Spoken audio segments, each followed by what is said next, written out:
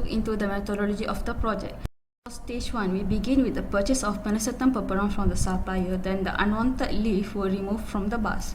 Clean bars were cut into small pieces and crushed before soaked in a large vessel, and the medium was refreshed once a week. Finally, the fibers were extracted manually using hands. For stage 2, isolation of cellulose nanofiber, the extracted fiber were pre-treated with sodium hydroxide, then proceed with acid hydrolysis.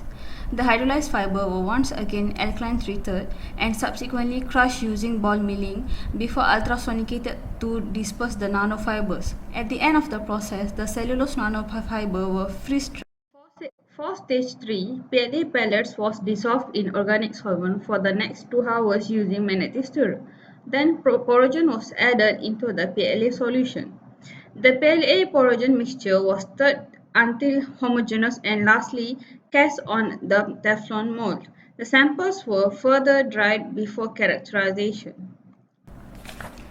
For the result and discussion, based on the morphology analysis, we can say that as the content of the filler increases, the surface roughness of the scaffold also being enhanced by it.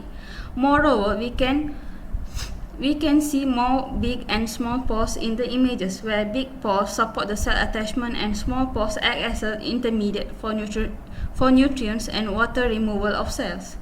As you can see for porosity measurement, it shows a least value for highest content due to the compact structure of cellulose nanofiber and its arrangement in the polymer matrix. Somehow, based on the obtained result, the overall porosity measurement is promising for the bioactivity of the scaffold. And for the industrial and governmental collaboration, we do collaborate with Free the Seed, SIRIM, and University Kebangsaan Malaysia.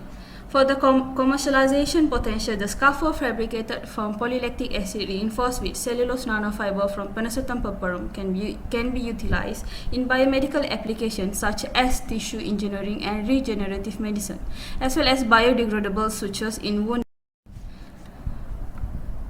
As we can see for the research grant, this project is funded by 2 FRGS from year 2020 and 2019 respectively. For the paper publication, we also had paper published in Material Science and Engineering C, and lastly Journal of Mechanical Behavior of Biomedical and Materials.